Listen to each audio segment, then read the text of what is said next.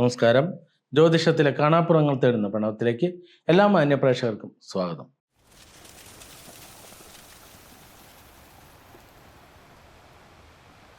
ഇന്ന് നമ്മൾ പറയുന്നത് ഷഷ്ടി വിശേഷത്തെക്കുറിച്ചാണ്. ധനുമാസത്തിലെ ഷഷ്ടി 18-ാം തീയതി തിങ്കളാഴ്ചയാണ് വരുന്നത്. അപ്പോൾ ഷഷ്ടി വ്രതം ഒരുപാട് പേര് ആചരിക്കാറുണ്ട്. 6 ദിവസം വ്രതമെടുക്കുന്നവരുണ്ട്, 11 ദിവസം വ്രതമെടുക്കുന്നവരുണ്ട്. നമുക്ക് ഷഷ്ടി വ്രതമൊന്നും അനുഷ്ഠിക്കാൻ പറയാറില്ല. കാരണം വയസ്സായ ആളുകൾ മാത്രം വ്രതമെടുത്താൽ മതി. ഇങ്ങനെയുള്ള വ്രതങ്ങൾ ദാമ്പത്യ സുഖത്തിലൂടെ കടന്നു പോകുന്ന ഗൃഹസ്ഥാശ്രമത്തിലൂടെ ജീവിക്കുന്നവർക്ക് ഷഷ്ടി വ്രതം അങ്ങനെ ഒരുപാട് ദിവസം എടുക്കേണ്ട യാതൊരു ആവശ്യവുമില്ല. നിങ്ങൾക്ക് വേണമെങ്കിൽ 3 ദിവസമൊക്കെ വ്രതം അനുഷ്ഠിക്കാം. അത് സാധാരണ ഏതൊരു ക്ഷേത്രത്തിൽ പോയിട്ടും നമുക്ക് ഒരുപാട് ആനുകൂല്യങ്ങൾ വഴിപാടിലൂടെ ലഭിക്കണമെന്ന് ആഗ്രഹിക്കുന്ന ഏതൊരാൾക്കും 3 ദിവസം വ്രതം അനുഷ്ഠിക്കാം. ഇപ്പോൾ ഷഷ്ടി വ്രതമാകുമ്പോൾ ഷഷ്ടിക്ക് തലേ ദിവസം വ്രതം അനുഷ്ഠിച്ച് പിറ്റേ ദിവസം അങ്ങനെ വലിയ ചടങ്ങുകളുണ്ട്. അപ്പം നമ്മുടെ ജ്യോതിഷത്തിൽ അങ്ങനെയൊന്നും ചടങ്ങുകൾ പറയുന്നില്ല. നമുക്ക് ഷഷ്ടി വ്രതം അനുഷ്ഠിക്കുക എന്നാൽ പാർവതി ദേവി മുരുകൻ്റെ സൗഭാഗ്യങ്ങൾക്ക് വേണ്ടി അനുഷ്ഠിച്ച വ്രതമാണ് ഷഷ്ടി വ്രതം എന്ന രീതിയിൽ തന്നെയാണ് പലരും ഷഷ്ടി വ്രതം അനുഷ്ഠിച്ച് മുന്നോട്ട് പോകുന്നത്. ഒരുപാട് കഥകളുണ്ട്.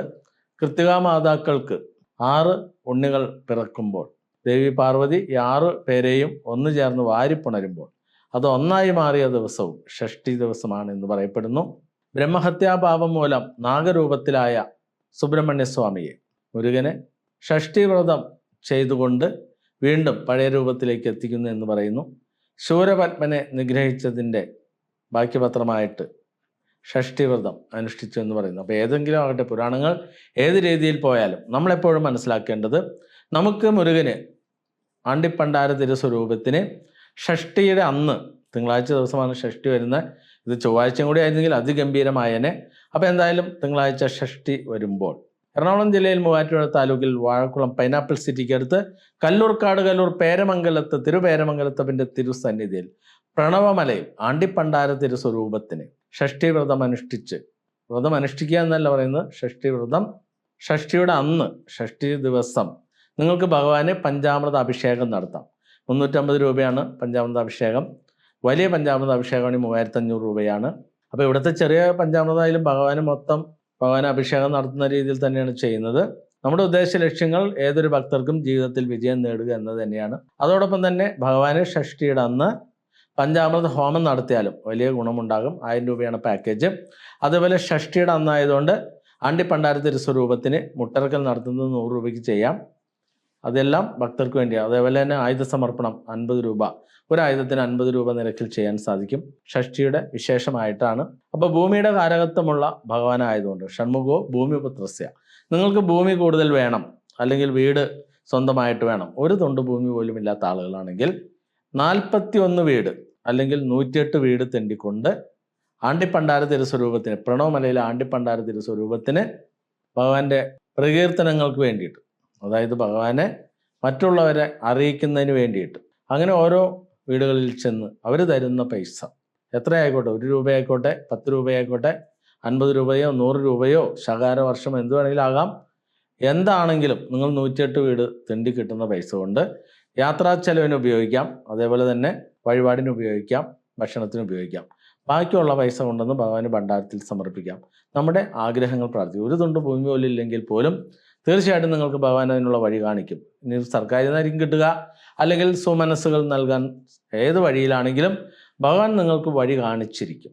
അപ്പോൾ ആ വഴി കാണിക്കുക എന്നതാണ് ഭൂമി കാരകത്വമുള്ള ആണ്ടിപ്പണ്ടാര തിരുസ്വരൂപത്തിൽ. ആണ്ടിപ്പണ്ടാര തിരുസ്വരൂപത്തിൻ്റെ ഏറ്റവും വലിയ പ്രത്യേകത, ഭഗവാന്റെ 6 ഭാവങ്ങളിൽ ഏറ്റവും കൂടുതൽ 6ഉം ഒന്നു ചേർന്ന അനുഗ്രഹം നൽകുന്ന ഭാവമാണ് ആണ്ടിപ്പണ്ടാര തിരുസ്വരൂപം.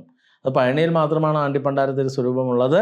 അത് തന്നെ പുലർച്ചയ്ക്ക് മുമ്പാണ്. കാരണം ജനങ്ങൾ ഒരുപാട് മണ്ടത്തരത്തിലൂടെ കടന്നു പോകുമ്പോൾ പലരും തെറ്റിദ്ധരിച്ചു വെച്ചിരിക്കുന്നു, ആണ്ടി രൂപത്തെ കണ്ടു കഴിഞ്ഞാൽ പിന്നീടുള്ള കാലമെല്ലാം തെണ്ടി നടക്കേണ്ടി വരും. ഇപ്പം നമ്മുടെ രീതിയിൽ അങ്ങനെയല്ല.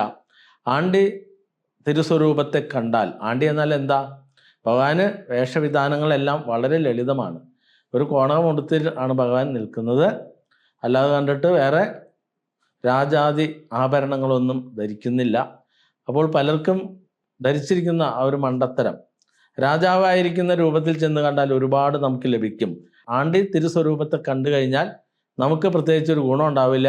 നമ്മുടെ കയ്യിലുള്ള ദ്രവ്യങ്ങളെല്ലാം നഷ്ടപ്പെട്ടു പോകും. അപ്പോൾ ഒന്ന് ആലോചിക്കൂ, നമ്മൾ പഠിച്ചിരിക്കുന്ന ഭക്തിമാർഗങ്ങൾ, നമ്മുടെ ഭക്തിയുടെ മണ്ടത്തരങ്ങൾ.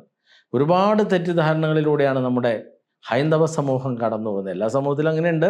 എന്നിരുന്നാലും ഹൈന്ദവരാണ് ഒരുപാട് മണ്ടത്തരം ഫോളോ അപ്പ് ചെയ്യുന്നത്. അത് വല്ല ഗുണമുണ്ടോ? ഒരു ഗുണമില്ല. പക്ഷേ നമ്മൾ പറയുന്ന രീതിയിൽ നിങ്ങൾ കൃത്യമായിട്ട് ആണ്ടിപ്പണ്ടാര തിരുസ്വരൂപത്തിന് വഴിപാടുകൾ ചെയ്ത് മുന്നോട്ട് പോയാൽ തീർച്ചയായിട്ടും ഇനിയുള്ള കാലം നിങ്ങൾക്ക് ഈശ്വരയുടെ പുണ്യത്തിലൂടെ സഞ്ചരിക്കാൻ സാധിക്കും. ഇവിടെ ഒരു യുവാവ് ഒരു മാസത്തിൽ തന്നെ 1.5 ലക്ഷം, 2 ലക്ഷം, 3 ലക്ഷത്തിനൊക്കെയാണ് വഴിപാട് ചെയ്യുന്നത്.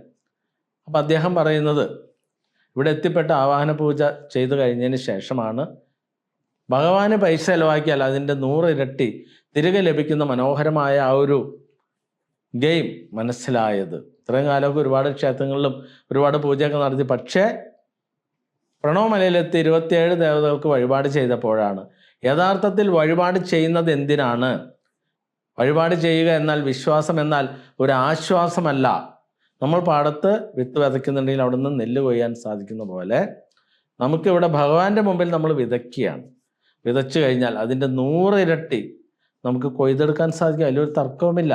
ഞാനിവിടെ ഈ ആവാഹന പൂജ നടത്തുന്നത് തന്നെ ഭക്തർക്ക് കൃത്യമായിട്ട് ഈശ്വര വഴിയിലൂടെ സഞ്ചരിക്കുമ്പോൾ ജീവിതത്തിലുണ്ടാകുന്ന ഗുണഗണങ്ങൾ മനസ്സിലാക്കി ഇനിയുള്ള കാലം അവർ ഈശ്വര വഴിയിലൂടെ സഞ്ചരിക്കാൻ വേണ്ടിയാണ്. അല്ലെങ്കിൽ പണ്ടേ ഞാൻ ഈ ആവാഹന പൂജ നിർത്തുമായിരുന്നു. കാരണം 2 രാത്രി 2 പകലെന്നൊക്കെ പറഞ്ഞാൽ 3-ാമത്തെ പകല്, ഒരു ദിവസത്തെ ആവാഹന പൂജ തീർന്നപ്പോൾ 3-ാമത്തെ പകല് ഫുള്ളായിട്ട് 6:30 സന്ധ്യയ്ക്ക് 6:30 പൂജ തീർന്നത്. അപ്പം അത്രയും കഠിന തപസ്സിലൂടെയാണ് ഓരോ ആവാഹന പൂജയും കടന്നു പോകുന്നത്. 12 പാർട്ടി വെച്ചാണ് ചെയ്യുന്നത്. ഇതാണ് ഒറ്റ പൂജയാണ് വരുന്നതെങ്കിൽ ഒറ്റ രാത്രിയും പകലുകൊണ്ട് നമുക്ക് അത്രയും ടൈറ്റില്ലാതെ ഇത് അവസാനിപ്പിക്കാൻ സാധിക്കും. അപ്പം അത്രയ്ക്കും മഹത്തരമാണ് നമ്മുടെ ആവാഹന പൂജ. അതേപോലെ കഠിനവുമാണ്. കാരണം വിശ്വാസികളല്ലാത്ത ആളുകളെയാണ് കൊണ്ടുവരുന്നതെങ്കിൽ പൂജ തീരാൻ ഭയങ്കര ബുദ്ധിമുട്ടായിരിക്കും. മറിച്ച് നല്ല വിശ്വാസത്തോടു കൂടി ഇരിക്കുന്ന ആളുകളാണെങ്കിൽ അവർക്ക് നമ്മൾ പൂജ ചെയ്ത് കൊടുക്കുമ്പോൾ ഭഗവാന്റെ ഒരു അനുഗ്രഹം നമുക്കുണ്ടാകും. അപ്പോൾ ആ അനുഗ്രഹത്തിലൂടെ പോകുമ്പോൾ ഇവർക്ക് നെഗറ്റീവൊക്കെ മാറിക്കഴിയുമ്പോൾ, നെഗറ്റീവ് എങ്ങനെ മാറിയെന്ന് തിരിച്ചറിയുക? ഇപ്പോൾ നമുക്ക് പനി ഉണ്ടായിരുന്ന ഒരാളാണ്, അല്ലെങ്കിൽ ജലദോഷം ഉണ്ടായിരുന്ന ഒരാളാണ്, അല്ലെങ്കിൽ കൈവേദന കാലുവേദന ഉണ്ടായിരുന്ന ഒരാളാണ്, പല്ലുവേദന ഉണ്ടായിരുന്ന ആളാണ്. ഇവർക്കെല്ലാം ചികിത്സ കഴിയുമ്പോൾ എന്താ സംഭവിക്കുന്നത്?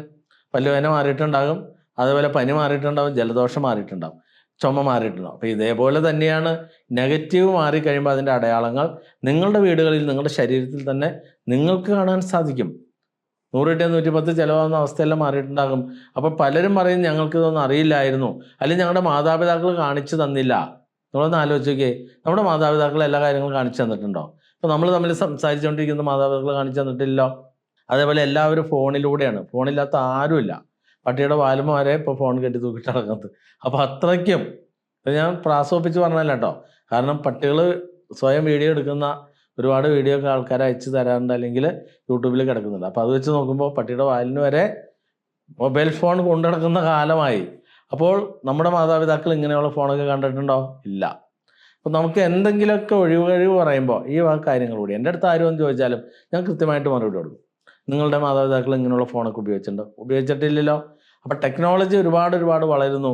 നമുക്ക് അതിനനുസരിച്ച് നമ്മൾ പഠിച്ചെടുക്കുന്നു. മുന്നോട്ട് പോകുന്ന പോലെ തന്നെ യഥാർത്ഥത്തിൽ മഹർഷീശ്വരന്മാർ നമുക്ക് സംഭാവന നൽകിയ, പൂർവികത്തിൽ രാജാക്കന്മാർ മാത്രം ഉപയോഗിച്ചിരുന്ന പൂജാ സംവിധാനമാണ് കാളഹസ്തി മഹർഷിയുടെ പൂജാ സംവിധാനം. ഈ പൂജാ സംവിധാനത്തിലൂടെ ഏതൊരാൾക്കും ജീവിതത്തിലേക്ക് വലിയ ഉയർച്ചയിലേക്ക് എത്താൻ സാധിക്കും. അല്ലാതെ കണ്ടിട്ട് നിങ്ങൾ ഉദ്ദേശിക്കുന്ന പോലെ പൈസ മുടക്കിയാൽ ആ പൈസ പോയി എന്ന് കരുതണ്ട. നമുക്ക് എപ്പോഴും ഈശ്വരന് സമർപ്പിക്കുന്നത് അർപ്പണബോധത്തോടു കൂടിയാണ് സമർപ്പിക്കുന്നതെങ്കിൽ ഭഗവാൻ അത് 100 ഇരട്ടി തിരികെ നൽകിയിരിക്കും. അപ്പോൾ ആ ഒരു അടയാളങ്ങൾ ജനങ്ങൾക്ക് മനസ്സിലാക്കുന്നതിന് വേണ്ടി, അതെന്തുകൊണ്ട് അങ്ങനെയൊക്കെ സംഭവിച്ചേ? പാരമ്പര്യവാദികൾ കൗബീനവും നൂലൊക്കെ ധരിച്ചുകൊണ്ട് വന്ന് ഒരു ഗുണവുമില്ലാത്ത രീതിയിലേക്ക് പൂജാ സംവിധാനത്തെ എല്ലാം ഇടിച്ചു താഴ്ത്തി. എന്നിട്ട് പറയുന്നത് എന്താ? കലിയുഗമാണ്, അതുകൊണ്ട് 2 പൂവിട്ടാലും മതി. പൂവിട്ടാലൊന്നും ആവില്ല കേട്ടോ.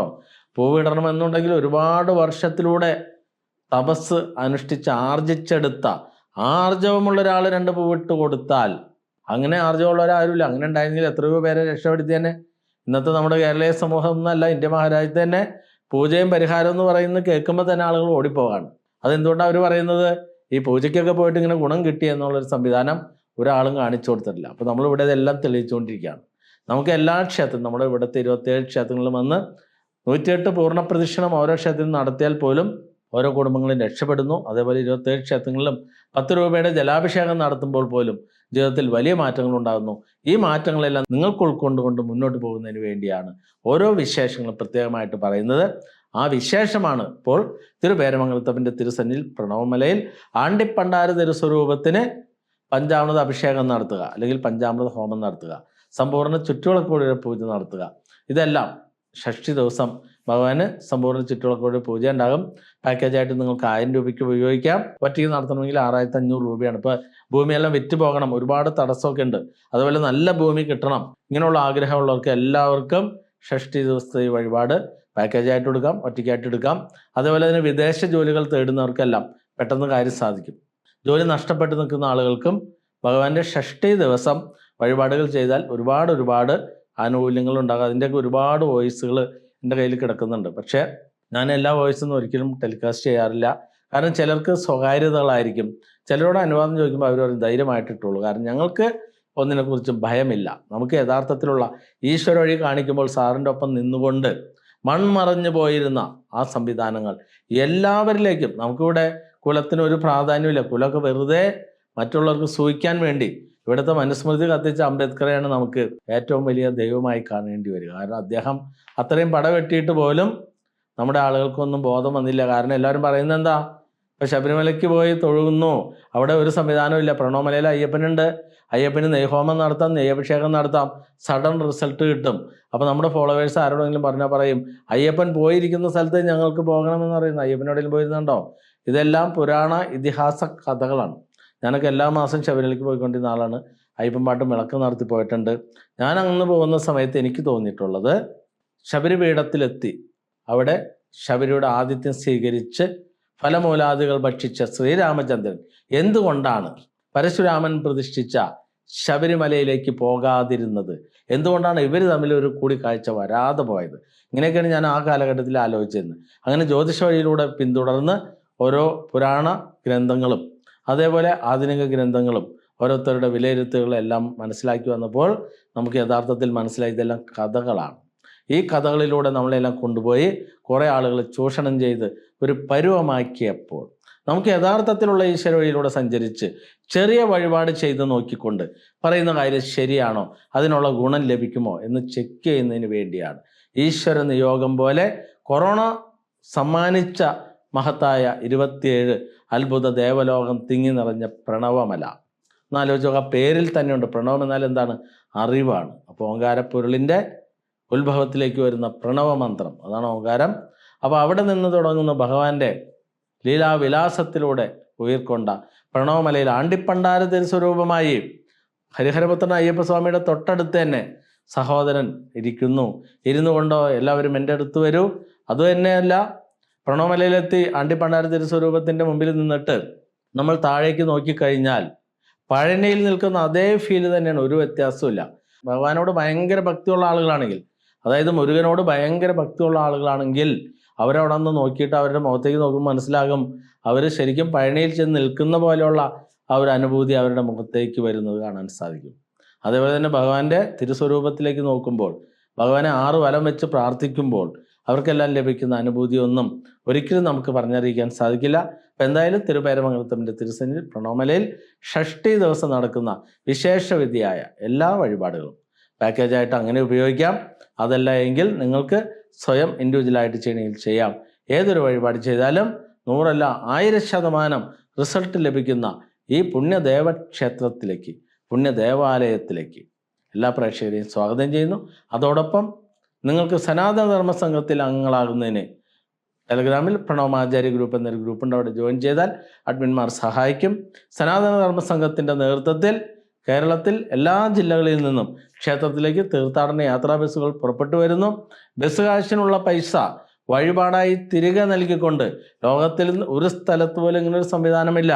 ഭക്തൻ്റെ ഒരു പൈസ പോലും വേസ്റ്റ് ആക്കാതെ കൃത്യമായിട്ട് എല്ലായിടത്തുള്ളതിനേക്കാളും വഴിപാടിന് റേറ്റും കുറവാണ്. പാക്കേജ് പൂജകളുണ്ട്. ഇപ്പം ചില വിദ്വാൻമാർ ചോദിക്കുക എന്താണ് പാക്കേജ് പൂജ എന്ന് ചോദിക്കുന്നത്.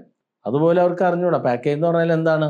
വലിയ ധനാഢ്യരായവർ മാത്രം ചെയ്തിരുന്ന പൂജാ സംവിധാനങ്ങൾ ഏതൊരു സാധാരണക്കാരനും ആ പൂജയൊക്കെ ചെയ്ത് വീട്ടിൽ നിന്ന് കടവും കലഹവും രോഗദുരിതങ്ങളുമെല്ലാം അകറ്റിക്കളയുന്നതിന് ഈശ്വര വഴിയിലൂടെ സഞ്ചരിച്ച് രക്ഷപ്പെടണമെന്ന് ആഗ്രഹിക്കുന്ന ഏതൊരാൾക്കും തിരുപേരമംഗലത്തപ്പൻ്റെ തിരുസന്നിധിയിലേക്ക് പ്രണവമലയിലേക്ക് എത്തിച്ചേരുന്നതിന് വേണ്ടിയാണ് സനാതന ധർമ്മസംഘം നിലകൊള്ളുന്നത്. സനാതന ധർമ്മസംഘത്തിൽ അംഗങ്ങളാകണമെന്നുള്ളവർക്ക് യാതൊരുവിധ പ്രവേശന ഫീസോ മാസവരിയോ ഇല്ല. അതേപോലെ ജാതി മത ഭേദങ്ങളില്ല, അയിത്തമില്ല, അനാചാരമില്ല, അന്ധവിശ്വാസമില്ല, രാഷ്ട്രീയ പ്രത്യയശാസ്ത്ര വ്യത്യാസമില്ല. എല്ലാവരും മനുഷ്യരാണ്, എല്ലാവരും ഈശ്വരൻ്റെ സന്തതികളാണെന്നുള്ള ആ ഒരു യാഥാർത്ഥ്യ ബോധ്യം തിരിച്ചറിയുന്ന നിമിഷം. അല്ലാതെ കണ്ട് നിങ്ങൾ അടിമകളാണ്, നിങ്ങൾ ജനിച്ചത് ഈ കുലത്തിൽ ജനിക്കാൻ കാരണം പൂർവജന്മ ദുരിതമായിരുന്നു, പൂർവജന്മ പാപമായിരുന്നു എന്ന് നിങ്ങളെ പറഞ്ഞു പറ്റിക്കുന്നവർ, അവരിപ്പോൾ നിങ്ങളോട് കാണിക്കുന്ന എന്താ? അവജ്ഞയും പുച്ഛവുമല്ലേ? തീണ്ടാപ്പാടകലെ നിർത്തുകയല്ലേ? പണ്ട് കാലത്തിൽ നിന്ന് എന്തെങ്കിലും വ്യത്യാസം ക്ഷേത്രാങ്കണങ്ങളിൽ വന്നിട്ടുണ്ടോ? അങ്ങനെയെങ്കിൽ എന്തുകൊണ്ടാണ് ഇവരിങ്ങനെ ഇത്രയും വലിയ പാപം ചെയ്യുന്നത്? മാധവ സേവ എന്നാൽ മാനവനെ സേവിക്കുമ്പോഴാണ് മാധവ സേവ ഓരോ മനുഷ്യനിലേക്കും എത്തുന്നത് എന്ന് മാധവനെ പൂജിക്കുന്ന ആളുകൾക്കറിയില്ല എങ്കിൽ നിങ്ങളോട് പറഞ്ഞു തരുന്ന കഥയുടെ ബാക്കി പത്രമായിട്ട് പൂർവജന്മ ദുരിതം കൊണ്ടാണ് നിങ്ങൾ ഈ ജന്മത്തിൽ ഈ കുലത്തിൽ ജനിച്ച് അടിമയായി തീരേണ്ടി വന്നത് എന്ന് നിങ്ങൾക്കും ബോധ്യമുണ്ടെങ്കിൽ എന്തുകൊണ്ട് ഇവരെല്ലാം ജനങ്ങളെ ഈ രീതിയിൽ തരംതിരിച്ച് കാണുന്നു?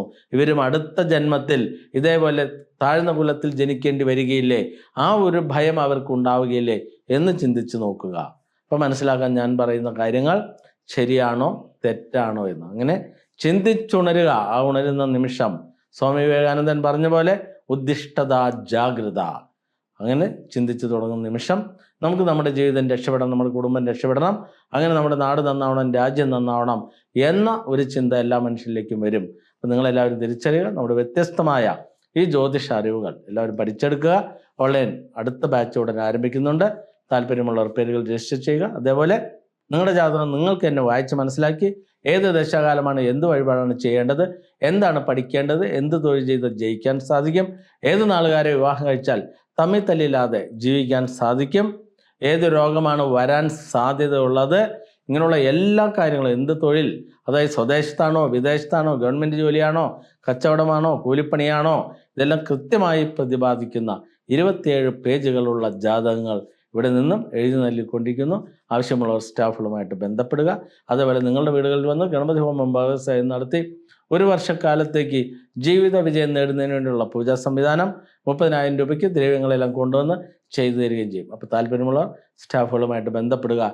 ഈശ്വര വഴിയിലൂടെ സഞ്ചരിച്ച് ഒരു കാലത്തും ജീവിത പരാജയങ്ങളിൽപ്പെട്ട് നട്ടം തിരിയാതിരിക്കുന്നതിന് വേണ്ടിയാണ് ഓരോ പ്രേക്ഷകരെയും തിരുപേരമംഗലത്തപ്പൻ്റെ തിരുസന്നിധിയിലേക്ക് പ്രണവമലയിലേക്ക് സ്വാഗതം ചെയ്യുന്നത്.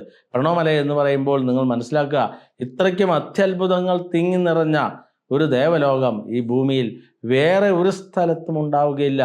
മറ്റുള്ളിടത്ത് കെട്ടിടങ്ങളുടെ മോടിയും കാര്യമൊക്കെ ഉണ്ടാകും. കാരണം പണ്ട് രാജാക്കന്മാർ ഒരുപാട് പൈസ ജനങ്ങളിൽ നിന്ന് നികുതിയൊക്കെ പിരിച്ച് ദേവതകളെ കുടിയിരുത്താൻ വേണ്ടി ഉപയോഗിച്ചു. പക്ഷേ ജനങ്ങൾക്ക് പ്രവേശനം ഉണ്ടാകില്ല. ഇവിടെ അങ്ങനെയല്ല. എല്ലാവർക്കും തുല്യത പ്രാധാന്യം നൽകിക്കൊണ്ട്, പൂജകൾക്ക് പ്രാധാന്യം നൽകിക്കൊണ്ട്, ഭഗവാന്മാർക്ക് പ്രാധാന്യം നൽകിക്കൊണ്ട് കെട്ടിടങ്ങൾക്കല്ല പ്രാധാന്യം നൽകുന്നത് എന്ന ഒരു യാഥാർത്ഥ്യം തിരിച്ചറിയുക. ഈ ഷഷ്ഠി ആഘോഷത്തിലേക്ക് എല്ലാവരെയും ഓൺലൈനായിട്ടാണെങ്കിലും നേരിട്ടാണെങ്കിലും വന്ന് പങ്കെടുത്ത് ജീവിതം ജയിക്കുന്നതിന് വേണ്ടി ഒരിക്കൽ കൂടി സ്വാഗതം ചെയ്തുകൊണ്ട് ഇന്നത്തെ പ്രണവം ഇവിടെ പൂർണ്ണമാവുന്നു. നന്ദി, നമസ്കാരം.